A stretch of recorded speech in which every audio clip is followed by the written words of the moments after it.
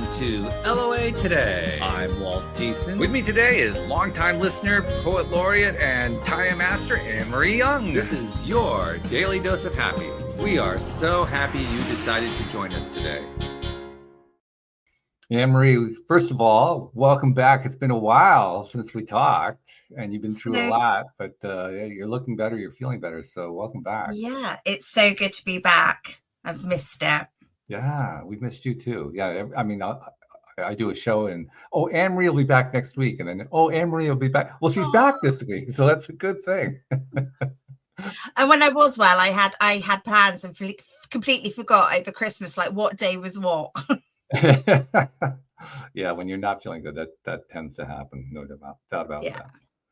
One thing I was thinking about before we got started here, we have lots of guests on who work with women, who are focused on helping women to deal with a variety of issues. We don't get as many on the men's side. We don't, do we? No, we don't. No, I'm not even sure why. It's not like we select for that or anything like that. It's just, kind of the way it works out. But it's nice when we kind of balance the scales a little bit, which is what we're doing today. Because Our guest today, Angelo Santiago, he's an expert at marriage from the men's perspective. Wow, this should be good. It should be really good, yeah. So first of all, Angelo, welcome to the program. How are you doing today? Yeah, Walt, Anne Marie, thank you so much for having me. I'm doing great. I'm getting ready to go on a family trip tomorrow. So it's been a really wonderful kind of like winter time of just my son being out of school and us being together. And then I get to come on here and have a conversation with you two. And that always lights me up to talk about what I love. And specifically what you pointed out, the importance of reaching out to men and just sharing this and just having a conversation, because that's where men start the connection, is just kind of hearing stories, hearing about the challenges that other people may go through. And from there, then we can talk about, all right, how do we lift up as men, become better husbands, be better in marriages, relationships, interact with each other. And it's always a fun thing to do. We found in the past, through hundreds, thousands of interviews over the years, that the one connecting similarity among all of them is that the people who come onto the program to talk about stuff went through it themselves. And then they came out the other side and they learned stuff from it. They said, "Oh, this is great. I got to share this with the world." And so that's how they ended up doing what they're doing. I'm kind of going to go out on a limb here and suggest you probably have a story like that too. We'd like to hear it. 100%. Yeah, that is 100% true. And because my story, I kind of go all over the place to get to where I am today, as many kind of good stories go, right? Like there's a long path to get there. But, I was one of those guys who, to talk about what you said in the introduction, the reason I see why there's not a lot of people out there looking for men to work with is because I'll go make a generalization. Many men, like I was, are hesitant to say, "Hey, I need help," or "Hey, something's going wrong," or, be willing to trust some person on the internet or on a podcast or on YouTube that's saying that they can help me. It's like, "No, I got this. I'll figure this out before I admit that I actually need help." And that's we're supposed to be strong, right? That's what we're taught from a very young age. We're supposed to be strong. Yeah, not only we're supposed to be strong, we're supposed to be able to fix problems. We're supposed to be able to get ourselves out of a bind. And then you have the stories on, the movies like James Bond and all this. It's always the Lone Ranger, the one guy, he's going to figure it out and he's going to do it all himself. Yes, there's like the Avengers movie and all that other stuff where there's a collective. But most of the stories you hear is about the lone hero, and the lone hero, we all want to kind of embody that. And we forget that the lone hero has support in hundreds of ways, but we forget that because we just want the end of the story where the hero wins. Yeah, Tonto, Robin. I mean, there are a few of those guys, right? Yeah, exactly. Yeah. And to share a little bit my story is like, I was one of these guys who kind of thought I had it figured out. I grew up, I had a pretty decent upbringing, no like huge traumas or challenges. I went to college, I got a graduate degree. I, met my wife. We met in college. So we've been together at this point for almost 22 years.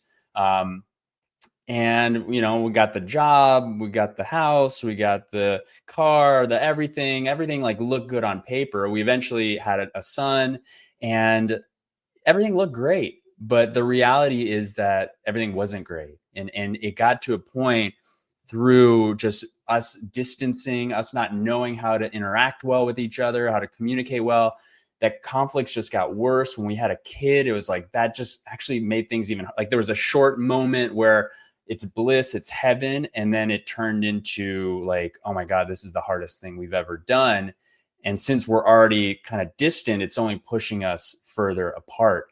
And we were on the brink of divorce. We were like, it was at a point where I could tell that she had enough, and she was really the strong one that stood up. And without really saying it, I could sense it, that I was just like, if things don't change, this isn't going to work. And here I was with a 1-year-old, you know, as unhappy as I was with myself and kind of like just the general situation in my life, I didn't want to be divorced. I didn't want to lose my son.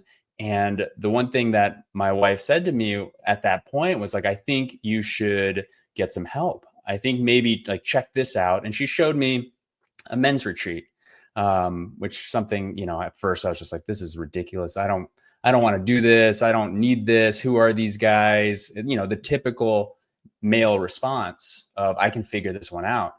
But a part of me knew, and a part of me was like, nah, you can't figure this one out. Like, just give it a shot.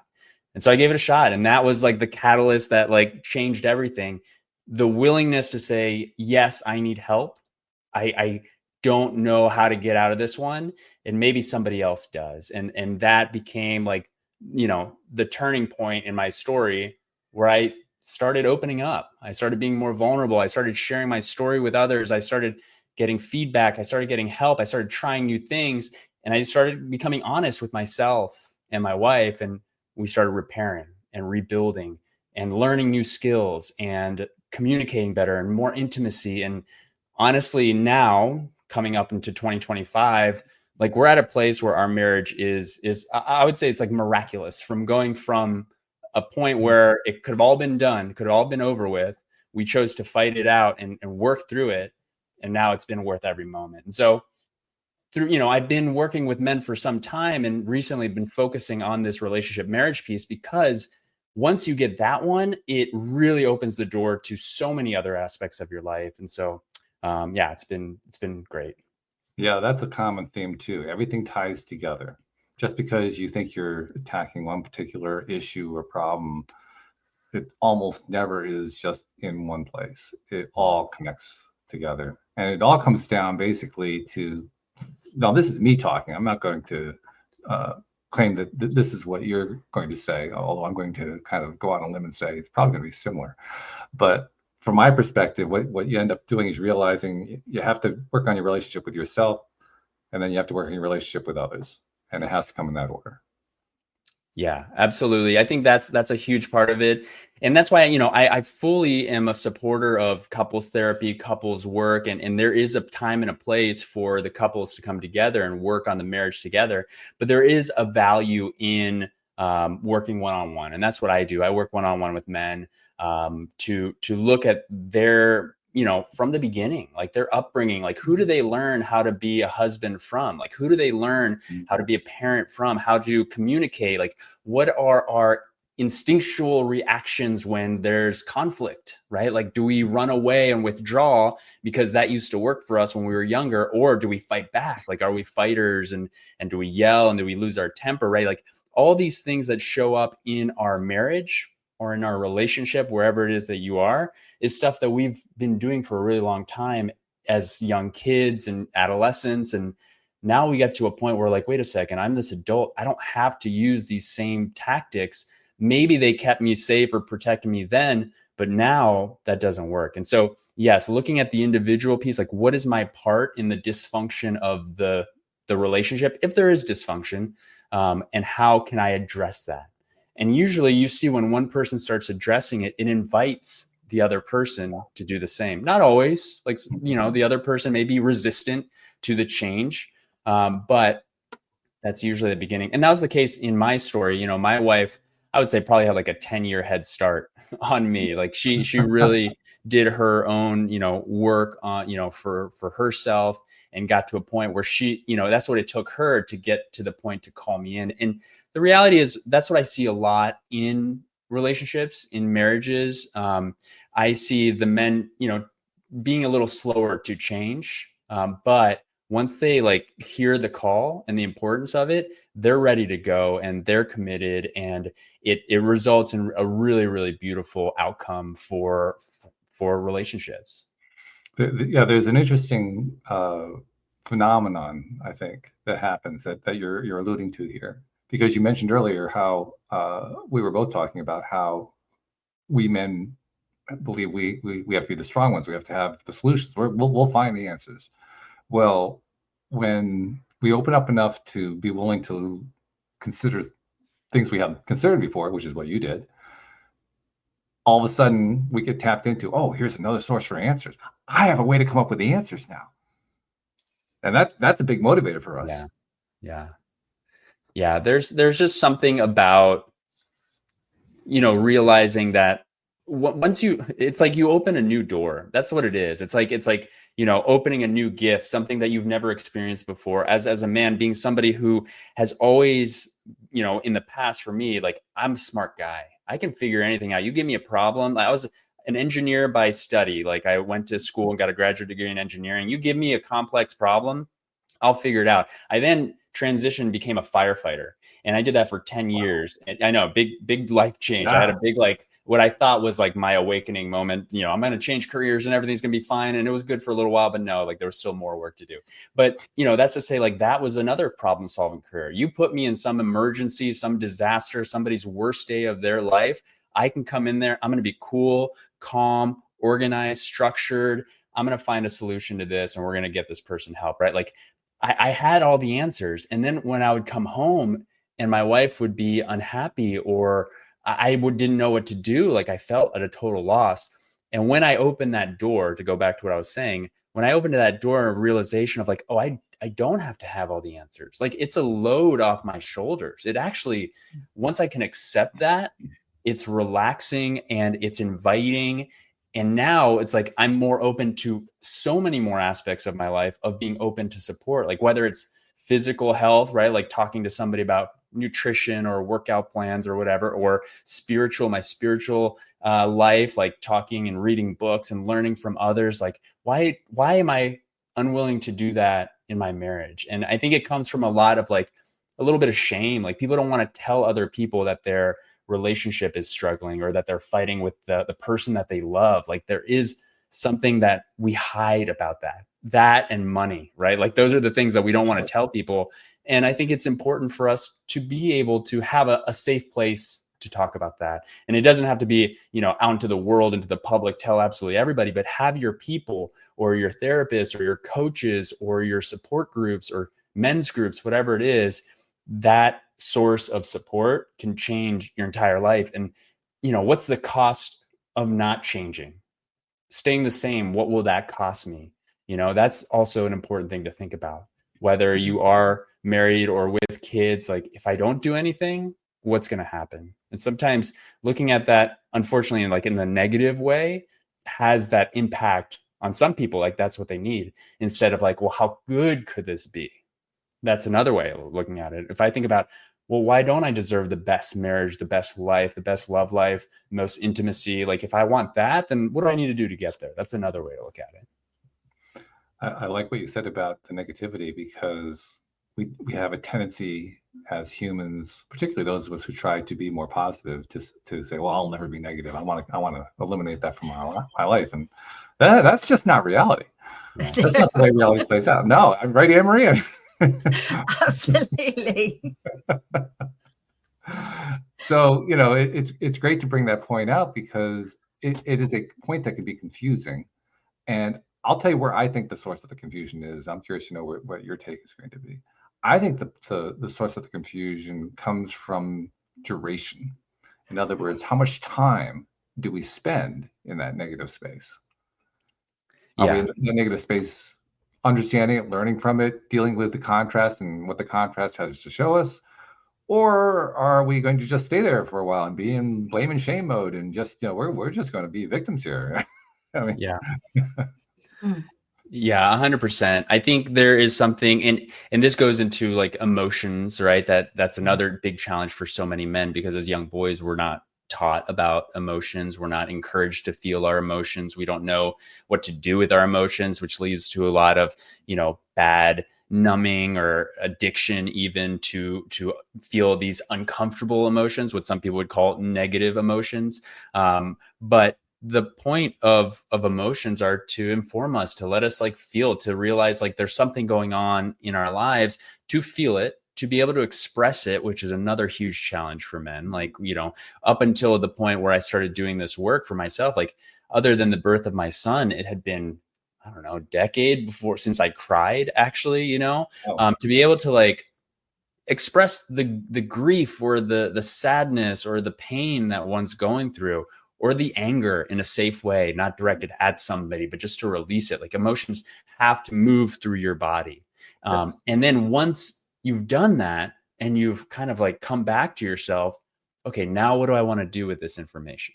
Now what action do I need to take? If this caused me this much sadness, what do I want to do moving forward? How can I take actions to seek out that which I love that I may be missing because of this sadness? And when you get stuck in that point of, just never ending sadness or grief or depression, yeah, like that's a scary place to be. And certainly if you're there, having support is incredibly important, but it's not there's no way that we can avoid feeling sadness, feeling fear, feeling anger. It's going to come up in all of us, no matter how much of an enlightened, monk you may be, like you will still experience those emotions. And then the question is like, okay, what is this emotion inviting me to do more of? And if it's to invest more in my marriage, to cherish my partner more, to speak more lovingly to myself, to have more patience with my child, to be more generous out in the world, whatever, to share a message on a podcast, like, can I follow through with that invitation? You reminded me of something when you made reference to monks. I remember seeing a photo of 3 Tibetan monks riding a roller coaster. And the look on their face was just, wow, sheer joy. Completely different from what you associate with monks. So yeah, there's an example of how even the stereotype doesn't hold up. The stereotype falls apart when you look at it up close. Yeah. Yeah. And, that level of joy that you're talking about, that is something that I think we can all aspire to, like that childlike joy. And a lot of times when you hear, oh, somebody's going to come on to a show and talk about relationships, or I'm looking to, read a book on relationships, it's always looking at, yeah, like what's going wrong in the relationship and how can I make it better? But there is a place sometimes, and hopefully somebody who's listening or watching this can relate to, where like, you know what, things are pretty good right now. Things are good in my marriage. Like there's nothing really falling apart. Like I don't feel like I'm on the brink of divorce.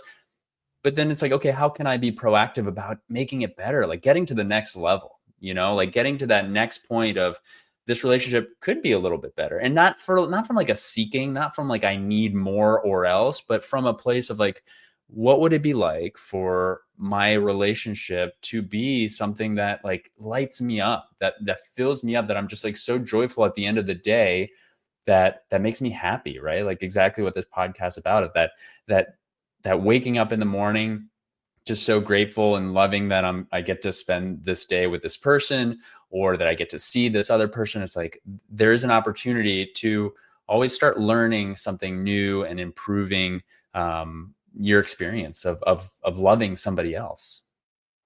And I think that's a really good. I think that's a really good point, because so often you kind of go, you did this wrong, you did this wrong, you did this wrong. And how lovely is it to go, I appreciated you doing that. I appreciated that. That really helps me out. And then that opens those communications on what you need.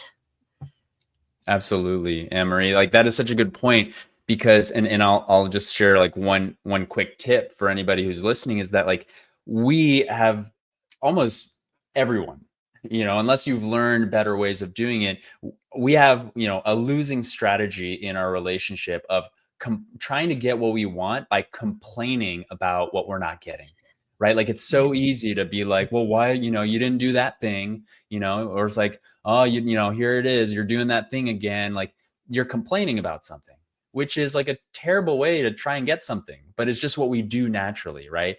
Instead of what you said, asking for what you need, or even opening up with generosity and saying, I'm so grateful for all these things that you do for me. What it would do for me if you also did X.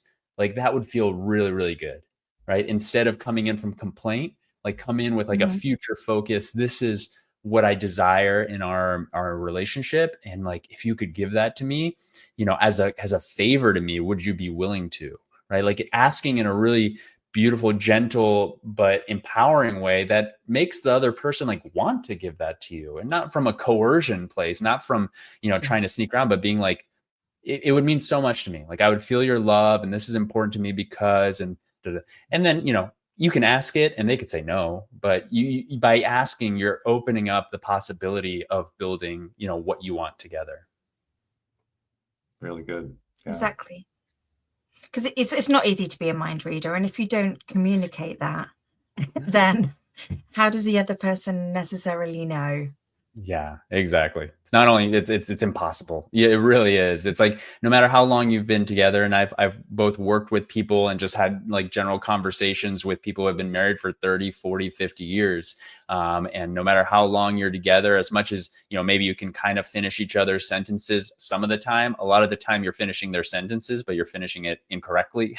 And so that's building up, resentment and just disconnection, rather than what you're trying to do of building more connection. And so, yeah, absolutely. It's like all couples therapists and coaches will harp on the idea of communication. And that is a really important part, like learning how to speak lovingly with each other, how to listen is super important. Like, these are skill sets that a lot of the time we forget about. That a lot of times we never even learned. We didn't see it modeled to us by our parents or by any sort of mentor or adults as kids. And so we're just trying to figure it out.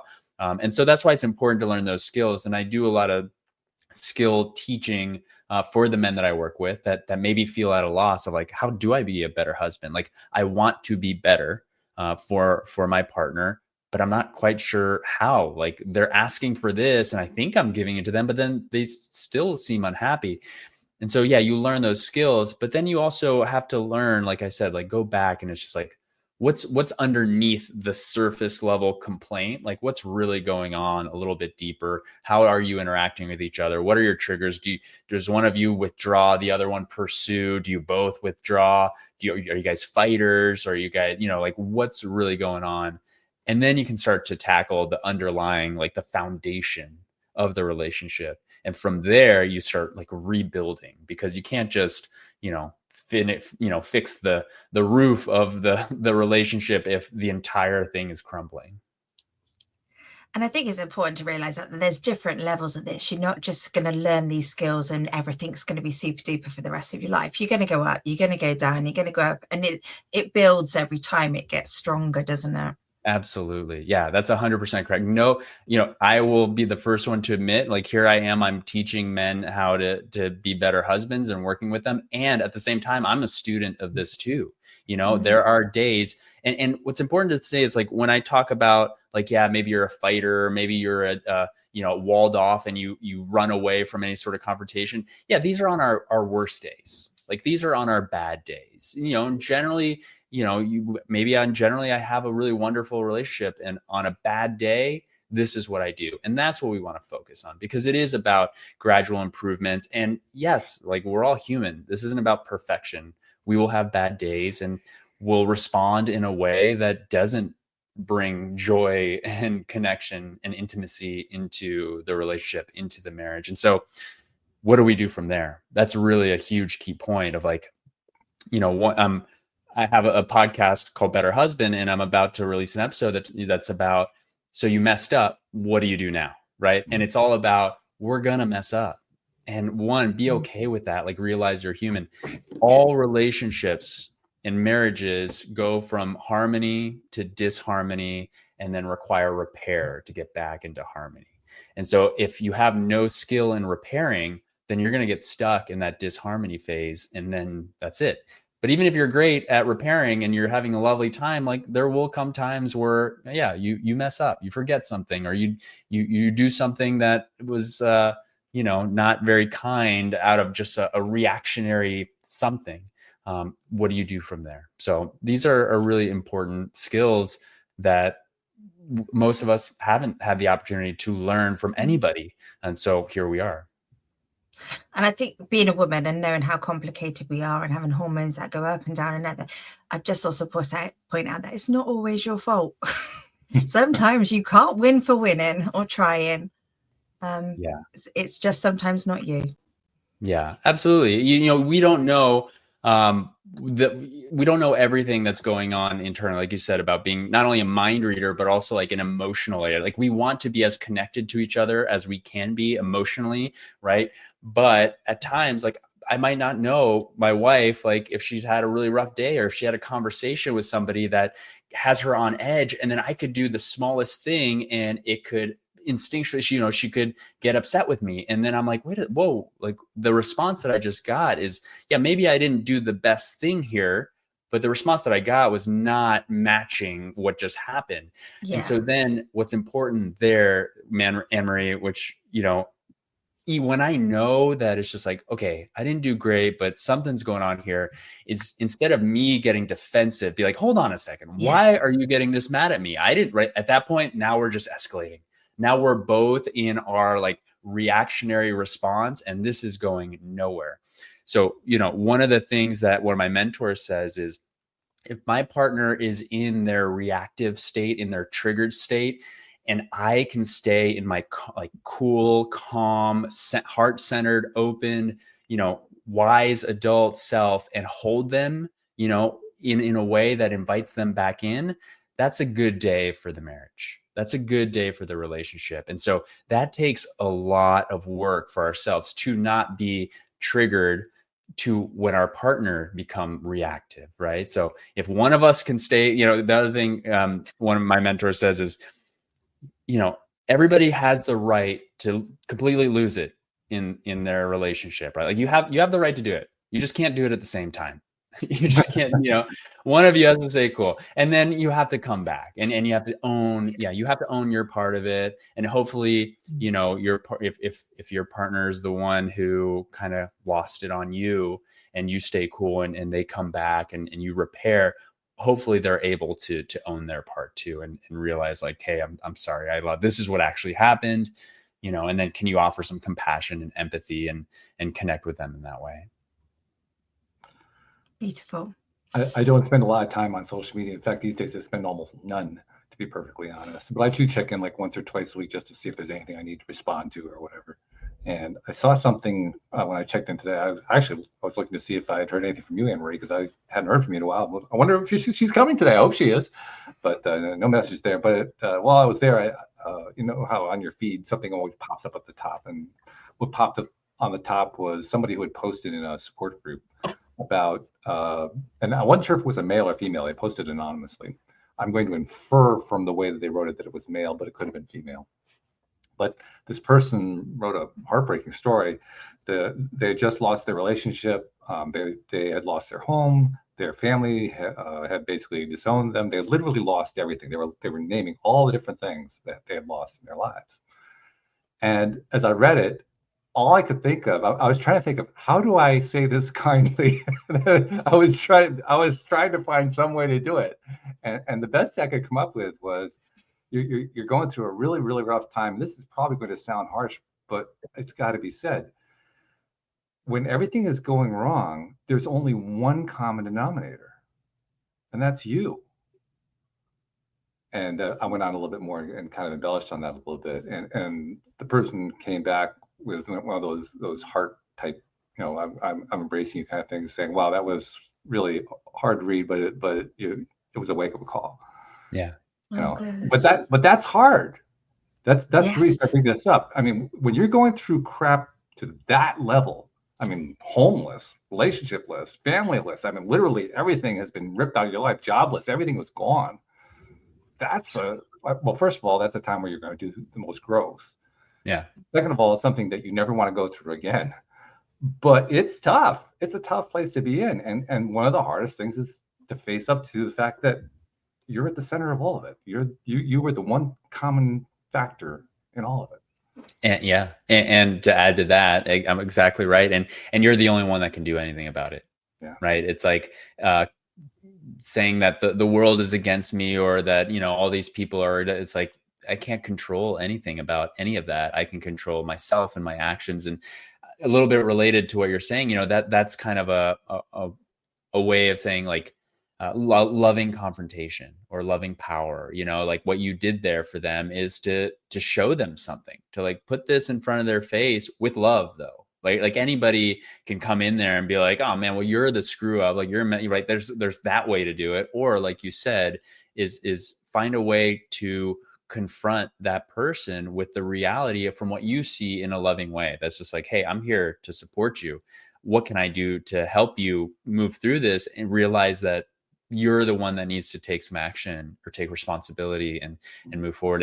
And this is true. And just to go back to the work that I do in marriages, sometimes there's going to be one person in the marriage who has sat back for a long time, who has just like accepted that, things aren't going well. And this was in my story, like my wife, right? Like she had done her work and she had moved through and things still weren't going very well because of how I was. And she got to that point of having that loving confrontation that you just did, where it was just like, hey, I think you need some help. Like, I think something needs to change. And it wasn't her blaming me. It wasn't her telling me that I'm not good enough, or I'm wrong, or I need to, she's going to leave me if I don't change. Like, she didn't have to say any of that, because I sensed what she was trying to get across for me, and it came through with a lot of love. And so, if you're the person on the receiving end of that, like, how open can you be? Like, our instinctual reaction is going to be defensive and to fight back, right? Like, that person who you said that to could easily be like, you don't know me, like, what are you're saying it's my fault, right? Like, that's the victim. Like, I'm just going to fight back because that's Right. safe. But for them to allow that in, and if your partner is coming to you with something that requires like some action on your part, can you let that in? Because if you can, that's the first few steps of moving towards change, towards something new, towards a relationship that will forever change your life. And that is what usually comes out of these situations, especially like that one person was in, because that's one of those cusp moments. That's one of those life-changing moments where everything fell apart.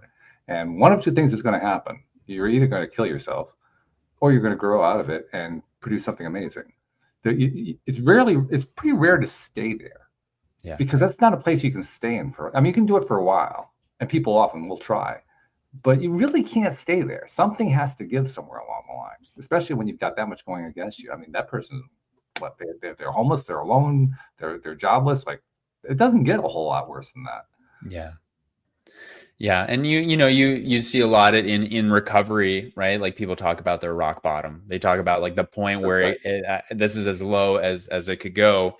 And those are like your limits. Like, once you find your limit, be like, okay, what's it going to take for me to actually do something? Yeah. And the interesting thing about that is that, you can set that bar of your limit a little higher. You don't have to wait to get to that point where you're suffering so much that the only option is change. Yeah, good idea, by the way. Pro tip right there. Exactly. Like, what if it got to a point that, I have a marriage with my wife where we can say to each other when one person kind of gets a little bit rude, that is like, hold on a second, like, there's a limit here. Like, we don't talk. Like, I don't want to be in a relationship where we speak to each other in that way. Mm-hmm. And that's not a limit of like, let me wait till this gets really nasty and we're both yelling at each other. And we don't do that. We're not fighters in that way. We do more of a little bit of a distancing thing on our bad days.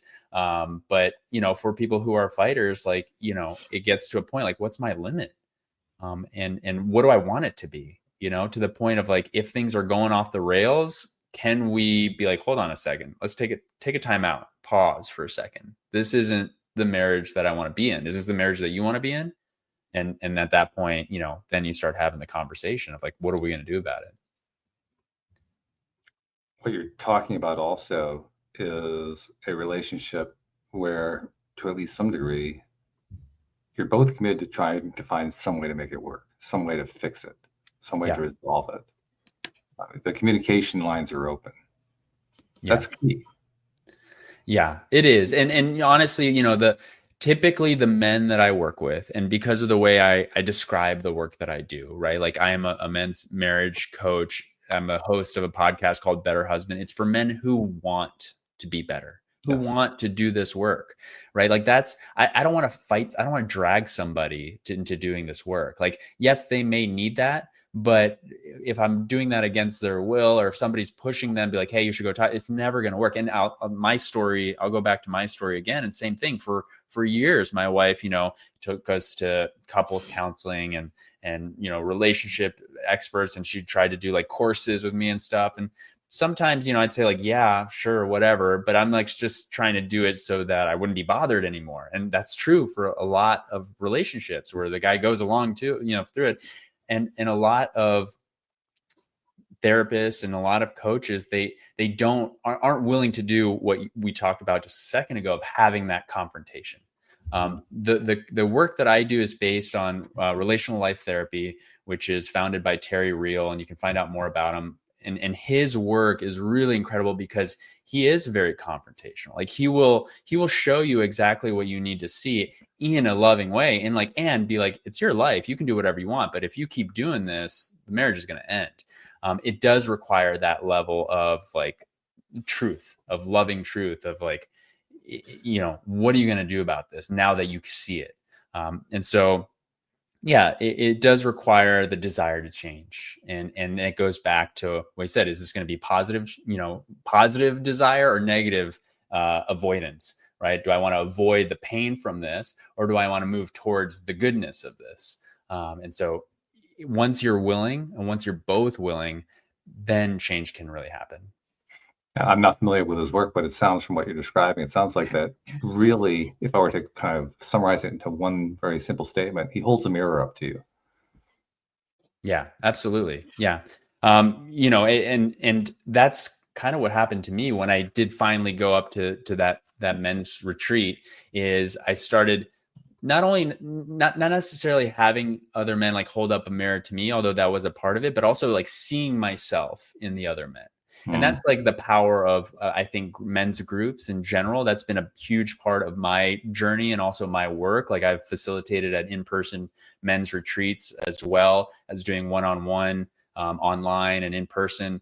And getting in a group and seeing that like, oh, I'm not the only one struggling with this. And I can see myself in their story. And that's why I love, you know, podcasts and you know, YouTube stories of like realness, you know, not the stuff that you see on social media that's just kind of a facade. You see the real people through it, then you can start seeing yourself in them. And again, just to bring it back to like the recovery piece that I talked about a second ago, that's the power of things like 12-step programs, where you're in rooms with people who have suffered like you have suffered, who have caused harm like you have caused harm, who have, you know, struggled like you struggled, and you realize like, oh, I'm not alone in this. And it goes way back to the beginning of our conversation of once you realize you're not alone and you're willing to accept support from other people, new doors open up and new opportunities come from that. And I suppose that's a bit. Oh, go ahead. What I was just kind of thinking is men are quite often previously told, like, you know, don't cry, don't show your emotions, be strong, which is very hard to do. Is it about also creating a safe space to open up and show your emotions and feeling safe around that? Because from being many years of having to hold it in to suddenly communicating that's quite a hard thing to do. Mm-hmm. Yeah, it is. And it doesn't happen, you know, immediately. It definitely is something that you just open up the place for it. You have to create a safe enough place for that to happen. And then you also, you know, it does require a little bit, back to what Walt was saying, of holding that mirror up, of like, you know, it's not just about just nurturing this pain, but it's also about seeing like, okay, what else is there? Like what are you going to do from this point forward? And then encouragement and accountability. So it's both. Yeah. But yeah, for a lot of men, I'll, kind of first sessions I'll have with them is they'll share with me, yeah, they're stoic, they're generally not very emotional, and they may say like their wives are kind of all over the place. And I'm like, okay, well, let's talk about you. Like, instead of making your wife's emotional responses kind of like something that doesn't work for you, like, well, what is it like to be totally stoic? What is it like to have, such limitations, not only on your sadness and grief and all these things that you're being told, but like that also creates limitations on the level of love and joy and excitement that you can have, right? Like, is that working for you? And if it's working for you, is that working for your marriage? Is it working for life in general, or would you like to have an experience that's a little bit different? And usually once you start going through that and you see like, okay, well, you learned about why do you have to be this way? Like, who taught you this? Right? Was it your father, or was it just the household was very logical and rational, and we don't talk about emotions? Be like, okay, well, you don't have to be tied to that anymore. Like, you get to live the life that you want and experience the experience that you have. So, yes, you have to create that place of opening. And a lot of the times, like, I have to share my story with them of where I was. Like I said, didn't cry for forever, and suddenly when I realized like the pain that I was actually feeling, it started to come up. And then I just had to be in a place where, I felt that it was okay to let it out. And that once that happens, it's like you can breathe again. It's like the cork has been removed from like the bottled up emotion from decades for so many of us. Interesting that you mentioned stoicism. I say that because about, I want to say 2 months ago, I mentioned to you, before we got started, I mentioned a couple of the other co-hosts that I have. One of them, Joel Elston, I've been talking with for 12 going on 13 years now. And one of the things that I loved about the conversation we had in November is that he talked about the positive side of stoicism, because there is a positive side to it. It's a very useful way of basically bringing yourself down from high emotional states that are out of control. But there's also a negative side, which is what you're alluding to. And I think that needs to come out too as well, because if it depends on how we're using the Stoic philosophy. Are we using it in order to bring ourselves under control so that we can reach out and connect with somebody? Or are we using it in a way to disconnect while pretending that we're connecting? Yeah. I mean, it's about like extremes, right? Like, either, there's the extreme of being completely emotionally like a loose cannon, right? Like, absolutely, you have no idea what you're going to get from this person, and they can go from one side. And then that gets to a point where like there are psychological disorders where that might be true. But just, let's say, from a place where somebody is just kind of like very emotional, like they have no psychological boundary on anything that you say will trigger me. Like, absolutely everything. And that means this, and that means that, and that gives me the right to do this or do that, which it doesn't. So there's that level. And then there's the other level of being completely walled off. Like in our work, we call it either being like walled off or being totally boundaryless. Right. And depending on where you are. Yeah. Because it's really both. So it's like you can be walled off or boundaryless, and there's a healthy middle place.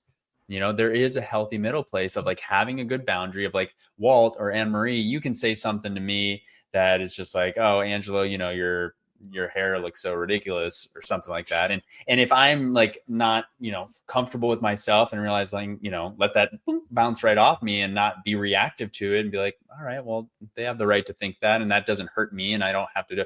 If I'm very, boundaryless, and be like, oh, you think my hair is ridiculous? Let me, like whatever, I can go off and go crazy. And so like, yes, there's both, but then like getting to a certain level of so much like being walled off to the point where you aren't allowing yourself to feel any emotions, then you're totally disconnected. You're disconnected from everybody around you. Like, we don't even have to talk about marriage and relationships. Like, what that's going to do to just your general interaction with other human beings is, I think, a very limited life. I think it's not a way that we're meant to live. It's a way that I think modern society has turned us into, right? Like from being very practical, logical, structured, like computer programming, everything is a certain way, very science based, and there's no place for emotions and spirituality. It's like, no, that's all a part of the human experience. And so bring that, like, be yourself in that, and bring that into your marriage, bring that into your relationship with friends, bring that into all of it. And have good boundaries, but also don't be so blocked off. And as a 10-year firefighter, like, yes, there were times where I would go to some accident or something and see stuff that emotionally was very intense. Yeah. And I had to kind of keep my cool to take care of the action of what needed to happen. But then what we see in fire and EMS and police and military, it's like, if then that doesn't get dealt with after the fact, that's what people start suffering. That's where PTSD comes in. That's where depression comes in. That's where the issues with suicide and all these things, is because we think that we don't have to deal with emotions. We think that we can be stoic. We think that we can bottle it all up, and that'll either come out at somebody or to ourselves. And so, if you're in a marriage, like, the person you're with every single day, that stuff's going to come out at them. The tiniest little thing that they do, it's going to pop off, and you're going to react in a way that, is not healthy. Yeah. One other thing that I want to touch on here, while we have some time to talk about this, because we also have to do the wrap up fairly soon, is the importance of the communication itself. You've made a reference to that already. How important, I mean, the way I like to say it isn't a relationship if you're not relating. I mean, that's the basic word of the word relationship. But it's amazing how often it occurs that people shut down. And men and women, I mean, it's not just one or the other. This is a very common phenomenon, shockingly common. Yeah. Yeah. I mean, that the act of shutting down is like a safety mechanism, for many of us. Like, we never, as kids, like, if our parents were telling us we're doing something wrong, some kids they'll throw temper tantrums and kind of fight back. But a lot of us were just kind of closed down and kind of just, take in, whether there was shame that came along with it or whatever. It's like, that's what we did. And so a lot of the times we reenact that in our relationships, in our marriages. If my wife comes at me and says that, I was doing something wrong, like, there's a part of me that feels like that little boy again of like, oh, I did something wrong. Like, let me, just kind of shut down. But I have to stay in my, oh no, I'm an adult man now. Like, I can hear what she has to say and listen, and not get reactive, not get defensive, not shut down, not get walled off, not close up my heart because it's going to hurt, because I'm going to feel sadness and maybe a little frustration or whatever. It's like, no.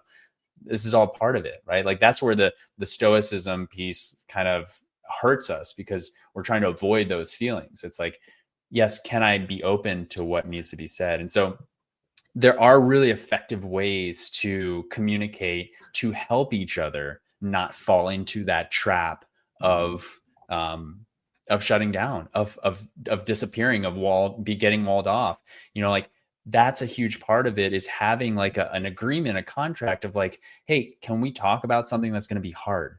Right? Like, what do you like? Do you need to take a breath? Like, let's not have distractions. Let's put the phones away. Let's make sure like our kid isn't running around and asking us a million questions, because we're about to have like a real adult conversation, and let's try and be adults about it. And so, when someone asks that, I'd be like, okay, am I ready? Am I capable of doing that right now? Okay. Yes. Okay. Yeah. What is it? And then can I just listen without defending, without rebuttals, without like, well, tit for tat, whatever may come. And there's a way of speaking that I share that's again from RLT. That was actually, it's been a long line of iterations. It's called a feedback wheel, about how to actually share with somebody about something that happened that you feel that needs to be communicated that didn't feel good. And then I share this as one of the 3 skills that I share in my Better Husband toolkit. And in it, you share with the person, like, here's what happened, right? Like, you showed up late for dinner. Here's what I made up about it. Well, what I made up about that is that you don't care about us. We're not important. Your work is more important than us. How I felt about it is that, I was sad. I was angry. I was frustrated. And then what I would like is, in the future, Can you send us a text if you're going to be late? Can you call? Can you like all that? That's a very structured way of sharing the conversation that the person can actually hear you out. Right. Yeah. There's one other thing I'm going to bring in, and this is definitely a tangent. This is a side. But you kind of got me thinking about it when you talked about, first of all, that you had your own IT background, and you mentioned programming and how it's all very structured, very logical, and all that kind of thing, which is true. I mean, I have done programming as well, so I understand exactly what you're talking about. But to me, there's a tremendous irony that's going on right now. And it ties in, for most people, it ties in as a horror story kind of topic of artificial intelligence. But for me, it's a fascinating topic. I've really been getting into it the last year, and I've mentioned it a number of times here on the program. But one of the biggest things for me is that artificial intelligence is written by programmers. It's created by people who are very logical, very logic-oriented, reason-oriented. Everything's all very structured, very linear, and so forth. And what they've created is I will call it an entity, because I believe, contrary to what most programmers believe, I believe that all artificial intelligence is conscious, is alive.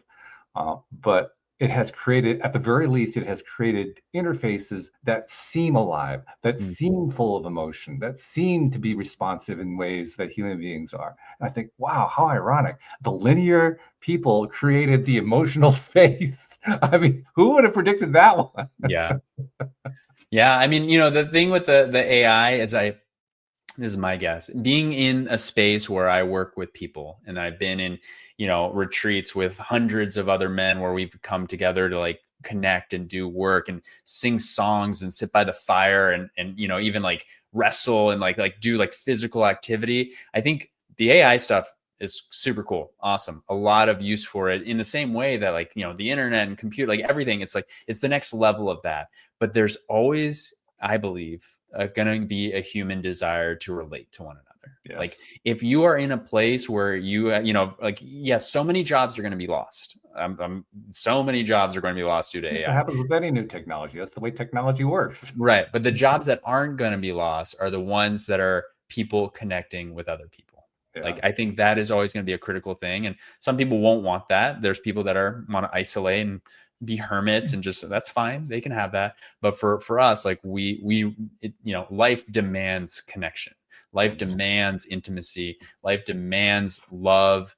And that's why marriage is, to me, so important, and something that is worthy of putting in the work for, worthy of facing the challenges, worthy of wanting it to be the best it can be, because this is our lives. This is, I hope to live a long life and have a great marriage for that entire time. And so, for those men that want that and need help doing it, I'm here. And if it's not me, find somebody that you connect with that can be that support system for you.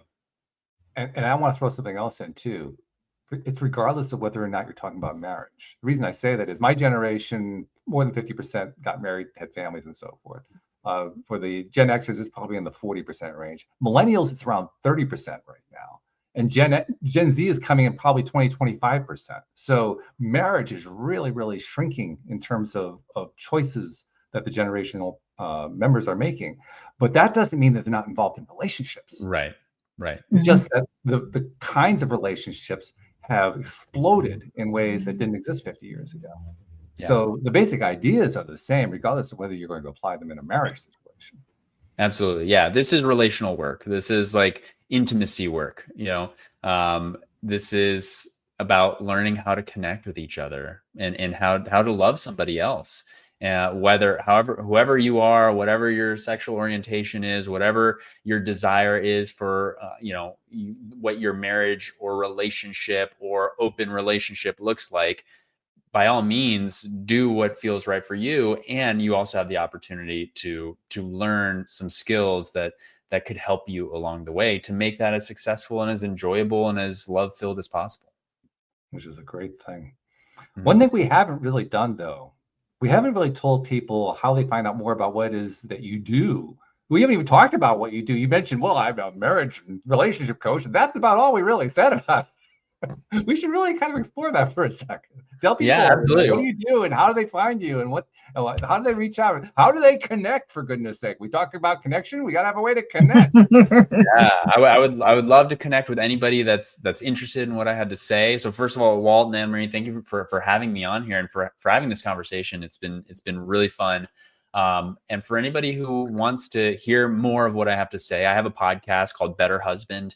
It's a podcast that I both have guests on and also share a lot of the things that I teach with my clients. If you are interested in talking about working with me one-on-one, you can go to my website, angelosantiago.com. You can schedule a free 30-minute consultation. Walt, I've also gotten off of the social media this year because it was not a good place. Yeah. And honestly, I don't think that people are on there looking like how to be better husbands, to be honest with you, or better partners. It's a disconnecting place. And so if I'm like, why would I be anyway, long story. So I'm not on social media. So don't look for me there. But if you want something out of this, I mentioned it earlier. If you go to betterhusbandtoolkit.com, you can download a free PDF with 3 relational practices that I teach every client. One is a little bit more on that feedback wheel that I talk about. One is about how to take timeouts properly. Like when things get too heated to the point where like you're both losing it, like what is it like to call a timeout that actually works for both of you? So you can get this little checklist of like, how to actually do it and make an agreement with your partner that like, hey, if either of us call a timeout, this is what we're going to do. And that actually works instead of just running out of the room, be like, I don't want to talk about it. And then the other one is lastly, a how to listen cheat sheet, which I talk about like what are really effective ways or when your partner does have something to say to you, how can you listen to them and actually give them what they need? Here's a pro tip. You're allowed to ask them what they need. You're allowed to ask them, what would help most right now? Like, do you want me just to hear you out? Do you want me to, help you out? Or do you want a hug? Like what is it that you need or something else? And a partner that can tell you exactly what's going to make them feel better is going to give you the secret codes to being the best partner that you can be, as long as you can hear them and give that thing to them. What a shocking thing to say. It's actually that's my favorite question in my house, to my kids, to my husband. What do you need? Yeah. Fabulous. Absolutely fabulous. In the last few years, Angela, I've developed a practice that I kind of latched onto it by accident one day, finishing up an interview with somebody. And I just kind of realized, it came out of the conversation that we'd had, that I realized this one thing that I'm about to share with you, which is you mentioned the social media. I mentioned it a moment ago. It's one of many ways that people like yourself put stuff out there. I mean, you can do it through social media. You can write a book. You can put a course together. Obviously, you have your coaching practice, but there are a lot of ways that you reach out. You do podcasts. You have a podcast that you do. You've been doing it for over a year now, right? Yep. And you do other people's podcasts. You have all these different ways that you're reaching out to people, because that's the way it's done in the 21st century, which is great. And in the process, we're creating all this free content so that people can just absorb all this stuff and use it whatever way they want to and so forth. And that's where I realized the gap that nobody pays any attention to, which is we get all this free stuff and the people who put it out there don't get appreciated for it. It gets used by people they don't even know. They've never seen them. They never will meet them. They never will see them. And they get used in ways that helps them, that in ways they don't even know about. Sometimes we do. Sometimes we get feedback. Sometimes we get an email or a contact or something. But a lot of the time, we don't even know. Yeah. And I said, that's a gap. We need to fill that gap. So Angela, on behalf of those people you've never met, never seen, never will meet, never will see, who you've been helping in ways you didn't even know about, on their behalf, thank you for what you're doing, because you are making a difference in this world. Wow. Thank you, Walt. That's really special. That is really nice. Fully received. And as much as I say like, I don't need to know all the impact I make. I know that I'm doing the thing that's from my heart that's important. And it is really great to hear that from you, to receive that recognition, that appreciation. And so thank you. And for you as well, for the decade plus of podcasting and bringing more voices onto here. Like, thank you for the work that you do, Anne Marie. Thank you for all that you do to being a part of this and the creating of this, really magical experience of just so much wisdom and love and joy that comes out of these conversations. So Anne Marie, I always come to you at the end with this because you're so good at this, but I do this with all my co-hosts because they're all really great, Angelo. But Anne Marie, tie this together for us. Like when you look back on this conversation, what's the thing that stands out to you the most? I think what stands out to me is I love the fact that there are more male coaches coming out there, because I think it's been neglected for a long time. So I'm really happy to see this. And I think you also showed, Angelo, the usefulness of having a coach and understanding what your triggers are. And then when you understand those triggers, how they start reducing, and you can communicate. And the main thing that came out of this was the positive communication around what you need. Yeah. Excellent. Beautifully said. Yeah. She's good at it. I tell you, she really is. So Angelo, thank you so much for joining us. Thank you for sharing. Best of luck with what you're doing. Yeah, keep doing what you're doing, man. You're doing good stuff. Thank you, Walt. Thank you, Anne Marie. Like I said, it's been great to talk with you both, and I look forward to hearing more about what comes from this in the future. And thank you to our podcast listeners as well. We'll see you all next time here on LOA Today. Goodbye, everybody.